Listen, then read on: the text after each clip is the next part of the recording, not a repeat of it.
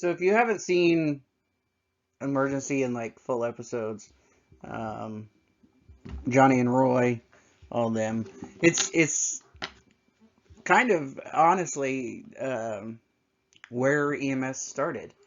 Um, it's kind of true to life.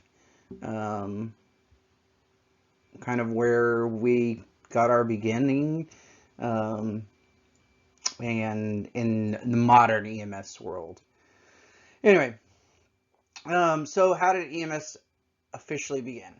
1790s, during the Napoleonic Wars, Napoleon's chief surgeon um, began to just kind of treat people um, on the battlefield, and then he brought them from the battlefield to um, backwards off the battlefield to be cared for by physicians.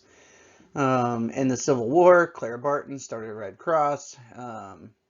She started with just ambulances, trucks um, that would be used for emergency services. In World War One, we had the Volunteer Ambulance Corps, um, and then in the Korean and Vietnam Wars, um, we had medical teams that provided advances in field care.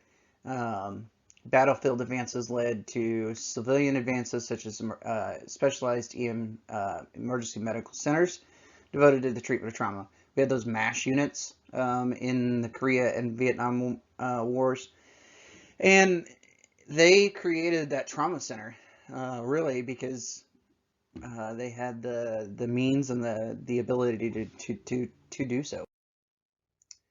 Non-military ambulances began operating in early 1900s in the U.S. Transport services that were only little to no emergency care. Um, Typically, these were operated by the local funeral home or the undertaker. Um, and really, honestly, they just transported back to their um, uh, funeral home. In the occasion that the patient wasn't dead, then they would transport to the hospital, mainly because the undertaker had the capability to um, lay the patient flat in the hearse. Um, and then we saw the need to organize some kind of system for pre-hospital care and training.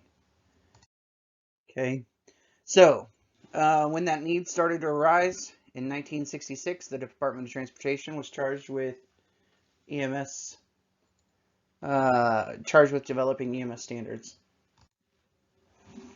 In 1970, the founding of the NREMT was established, and basically all it does is it says that you have passed the national standards for EMT certification, and then it goes to the state and says, hey, um, they've passed, you can give them a license now. So yeah, in 1973, the National EMS Act was passed by Congress to implement and improve EMS systems across the states. And then NHTSA has these standards for EMS systems. So regulation and policy, resource management, human resources and training, transportation, facilities, communications, public information and education, and medical direction. And then trauma systems and evaluation as well. So all of these standards go into making up an EMS system. If you are part of an EMS system, they have each one of these. That system has each one of these standards in place of some form. Components of the EMS system. So you've got dispatchers, you've got emergency EMS responders, and then you've got your ED and hospital. You also have specialized care facilities such as trauma centers, burn centers, pediatric centers, cardiac centers, stroke centers, all of those things. Um, and then accessing. Okay, so accessing the EMS system. Um, so when you call 911, there's a patient of some kind, okay, or something is going on. So you call 911, you talk to a dispatcher. That dispatcher then sends out emergency medical responders or EMRs, and they also send out the EMTs. And then those EMTs will then take the patient back to the ED, and from there it just continues on into the health system. Um, 911 telephone access is available in most communities. I still believe that there are a few service areas, rural areas out in like Wyoming, Colorado, Minnesota, Idaho, Utah, that may have a specific number that they call, that is not 911. And then enhanced 911 just provides the caller number and location for landlines phones. It is getting a little bit more advanced. You can text into 911 now, and you can also send video into 911. So dispatchers provide instructions to callers, and research has consistently pointed to the importance of early access and prompt initiation of emergency care and CPR.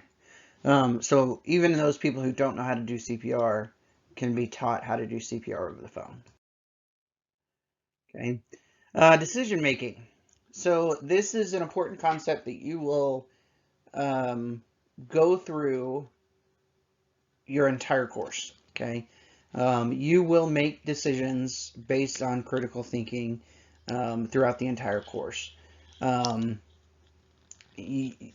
Basically, what you're going to do is you're going to gather information from the scene, your patient assessment, and other sources. You're going to synthesize it or interpret it, that information, to make decisions regarding treatment and transport options. Um, and when information is not enough, you're going to ask more questions and perform additional examinations. Again, critical decision making. Um, it's one of those things that you have to have in order to be an EMS. Okay, so examples. Should you take your patient to the closest hospital, or or to a more distant specialty hospital? Uh, this question is hard to answer in just this. You have to have more information. Like, how bad is my patient? Can I stabilize my patient in the back of my truck before I have to transport them? And if I get them stabilized, are they stabilized enough, long enough to make it to that distant specialty hospital? So you have to have lots of questions that go into that, um, and you have to have those critical thinking skills. Will this medication help the patient's current condition? Could it make the condition worse? So again, lots more questions that need to be answered before I can answer that question. Okay, um, what is the patient's current vitals? What is the patient's current condition? Are they stable? Are they worse? Are they, unstable? Whatever. Okay. So critical decisions, you're going to make those kind of decisions all the time.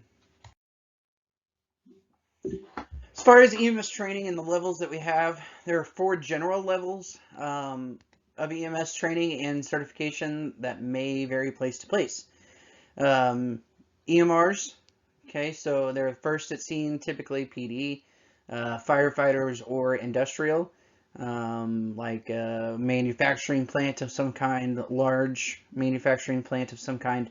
They'll have EMTs or EMRs on staff. Emphasis is on activating the EMS system. And then EMT, this is that minimal level of training for an ambulance, provides basic level medical and trauma care and transportation. Um, so advanced EMT, um, this is, they provide basic level care and transportation, and they also provide some advanced level care. In Missouri, they don't provide any kind of advanced airway devices, but they do start IVs and administer some medications. The paramedic level performs all EMT and advanced skills, plus even more advanced level skills. This is the provider that is the most advanced level of pre-hospital care. All right, so let's look at the roles and responsibilities of EMTs. Okay. So personal safety is number one. Then the safety of crew and patients and bystanders, working with other public safety professionals, patient assessment and care, lifting and moving, transport, transfer of care, patient advocacy. Okay, so you have to have all of those things in order to be for your roles and responsibilities. Physical traits of a good EMT, so you're able to lift and carry patients up to 125 pounds by yourself. Okay, let's put that by there, because Lord knows, I've lifted patients much larger than that. Sometimes I wish all of my patients were 125 pounds. Good eyesight, awareness of any problems with color vision. This is kind of important, kind of not. I mean, as long as you can read, you'll be fine. Because most things in the medical field are color coded. So if you grab the wrong, whatever it is, if you grab the wrong one and you start to use it on your patient, it could be devastating for the patient. Good communication and skills, oral and written. In control of personal habits, controlled in conversation, and able to communicate properly. And you're able to listen to others and be non-judgmental and fair. You have to be pleasant, sincere, cooperative, resourceful. You have to be a self-starter, emotionally stable, able to lead, neat and clean, and of good moral character. Education. So you have to maintain up-to-date knowledge and skills, which includes refresher courses, continuing education courses, conferences, seminars, and lectures. AHA is one of those things that they provide the BLS courses, which is the CPR, and you are required to update that every 2 years. So yeah, just to make sure that you keep it in the back of your mind. NREMT provides registration for EMRs, EMTs, advanced EMTs, and paramedics who successfully complete the NREMT. It may help in reciprocity, transferring to another state or region, and it may also be beneficial when applying for employment. So education in Missouri specifically, your NREMT certification, your initial certification is good for 2 years, and then you recertify every 2 years. You are required to have 40 hours to recert. In Missouri, so you do not have to keep that NREMT certification in Missouri. You can let it lapse and let it go. However, I strongly suggest not doing that. I strongly suggest keeping that. It makes it easier to recert when you have the NREMT cert. But if you do let it go, in Missouri, the initial cert is 5 years, and then recert is every 5 years. And there's 100 hours required for that recert.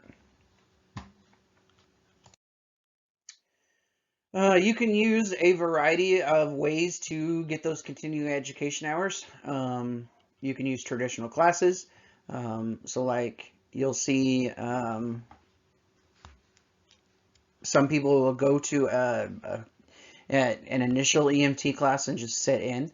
You can, if you have an instructor who does that, I allow people to come in and sit in my classes. And they typically help me out during skills. So they get to sit in for free on those classes, and I give them free continuing education hours. Online classes, skill sessions, and FOAM, which is just a free online access to medical education. Where will you become a provider? So you can become a provider in ambulance services, fire departments, rural and wilderness teams, urban and industrial settings, and volunteering as well. So quality improvement. Quality improvement is a continuous self-review with the purpose of identifying aspects of the system that require improvement. Okay, you develop plans to correct deficiencies and improve performance. And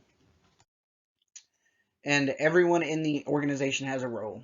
Okay, so preparing carefully written documentation, becoming involved in the process, obtaining feedback from patients and staff, maintaining your equipment, and your continuing education.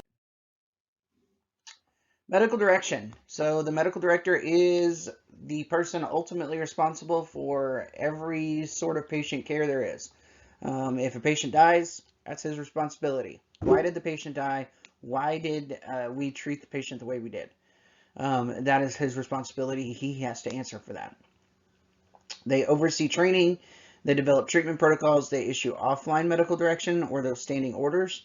They also provide online medical direction. So offline medical direction is those standing orders, protocols, guidelines, whatever you want to call them. Basically says he has written down on a piece of paper that says that you can treat this patient this way. If it goes against this policy, then you have to call for online medical direction. Get some ideas or certain medications that paramedics give. You do have to have that online medical direction for. In order to give it, we carry it. We just have to have med control and med direction to do that for. And online medical direction is just me calling into the hospital or even calling to the medical director and saying, hey, I have this patient, this is what I've got, I would like to go ahead and give this medicine, or do you have suggestions for me? And then they can provide me with some type of direction to go with. So our role in public health. Injury prevention for geriatric patients, injury prevention for youth, public vaccination programs, and disease surveillance. I hate these little rugs there. They are a trip hazard. They suck. So if you've got a patient that has one, get rid of it. They need to be getting rid of. Or they need to be like taped down to the floor to where they're not going to come up. And then because they do have the hardwood floors, I would suggest wearing either shoes, socks with the grippy socks, or some kind of slipper inside. And then we also do injury prevention for youth, which just includes going to the schools, talking about water safety, talking about bike safety, helmets. We talk about car safety, all those things. Research. Research, two ways research affects EMS is focusing on improvement of patient outcomes and through evidence-based techniques. There's an evidence-based process. We form a hypothesis, we review literature, we evaluate the evidence, and then we adopt a practice if the evidence supports it. So when I first got into EMS 16 years ago,